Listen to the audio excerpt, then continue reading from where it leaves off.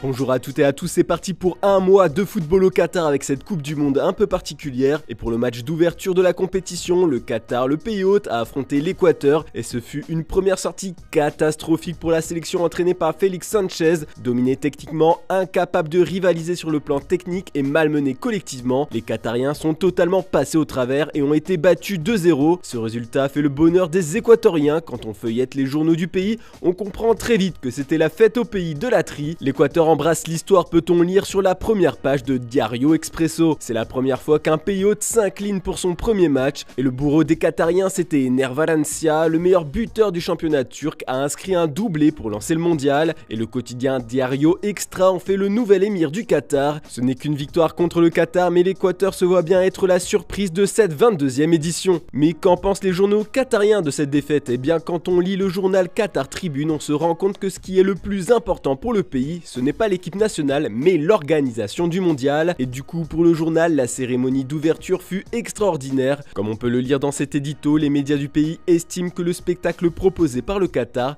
a mis en avant des valeurs de respect et une invitation à faire converger les cultures. Une fierté, conclut l'article. Le Gulf Times met surtout en avant dans son édition du jour l'émir Sheikh Tamim bin Hamad Al Thani qui a présidé à l'ouverture de la Coupe du Monde de la FIFA. Le quotidien se félicite que le pays puisse accueillir des dirigeants de pays frères et amis, de chefs de délégation, de comités et de fédérations olympiques, de chefs de missions diplomatiques accrédités auprès de l'État, des hauts responsables sportifs et d'un grand nombre de supporters. Pour les médias qatariens, c'est tout simplement une réussite. Et tout ça contraste vraiment avec ce que le reste de la presse mondiale pense de ce match d'ouverture, surtout de son organisation. Comme le titre marqua dans son édition du jour, c'est inquiétant. La FIFA a dû grincer des dents quand elle a vu quasiment la moitié des supporters du Qatar quitter le stade à la mi-temps, sûrement dépités de voir leur équipe perdre 2-0. Avoir des aficionados rapidement se désintéresser de la compétition, ça n'annonce rien de bon. Après tout cet argent, une humiliation pour le Qatar, écrit de son côté The Guardian. Pour les journalistes anglais, on nous a régulièrement dit à quel point cette Coupe du Monde était importante pour les Qataris.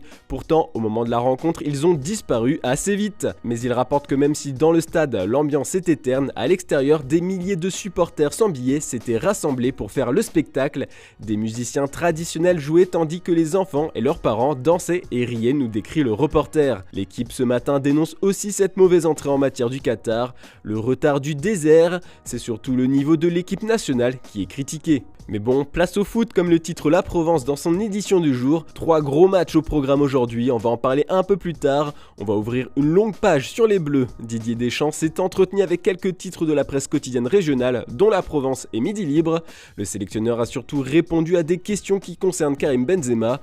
Dédé assure qu'il compte bien s'adapter aux situations face aux blessures et que les Bleus savent ce qu'il faut faire pour pallier à l'absence du Ballon d'Or et pour aller le plus loin possible dans la compétition. D'ailleurs, en parlant de KB9, on apprend ce matin que le Real Madrid prend 2 décisions fortes avec Karim Benzema. D'après Marca, la Casablanca veut prolonger le français et a décidé de ne pas recruter un nouveau numéro 9 pendant le mercato. Bon, on se replonge dans la presse régionale. Dans le Parisien ce lundi, on peut lire une interview d'Olivier Giroud. Le Milanais est revenu sur sa sélection et sa chance, entre guillemets, de pouvoir être le titulaire à la pointe de l'attaque des Bleus. En Allemagne, les médias du pays ont énormément d'espoir quant aux chances de la Nationalmannschaft pour remporter le titre. Et dans une interview accordée au journal Kicker, Manuel Neuer a présenté le plan de son équipe pour le mondial. Le portier a expliqué que l'Allemagne a beaucoup appris de sa désillusion de la Coupe du Monde 2018. Ils ont une grande confiance en Hansi Flick. Enfin, voilà le plan selon Neuer. La défense sera la clé. Donc attention attaquants du monde entier, l'Allemagne va bétonner. Puis samedi en conférence de presse, le gardien bavarois a assuré qu'il portera le brassard de capitaine One Love pour promouvoir la diversité et l'inclusion, une décision qui devrait faire scandale au Qatar comme le met en avant Bild sur sa première page. Les médias anglais aussi parlent de ce fameux brassard, cette fois pour Harry Kane. Il y a encore quelques doutes, mais l'attaquant et l'Angleterre ont prévu de manifester en faveur des droits LGBT avant sa rencontre face à l'Iran cet après-midi. Le buteur anglais risque notamment d'écoper d'un carton jaune dès le début du match comme l'indique The Guardian, voire pire. La FIFA veut à tout prix éviter l'apparition de ce fameux drapeau sur les terrains et le média explique qu'on pourrait même arrivé à un point où elle enverra des officiels dans les vestiaires pour confisquer les brassards. Les Pays-Bas ont aussi des intentions similaires. Les Oranges vont affronter le Sénégal à 17h. Sportwereld encourage l'équipe nationale ce lundi, tout comme le fait le South Wales Echo qui espère que Gareth Bale et les Pays-Bas vont délivrer un gros match contre les États-Unis à 20h. Voilà, c'est tout pour ce lundi, on se retrouve demain matin pour une nouvelle revue de presse. N'oubliez pas le JT Foot Mercato en fin d'après-midi. Bonne journée à toutes et à tous.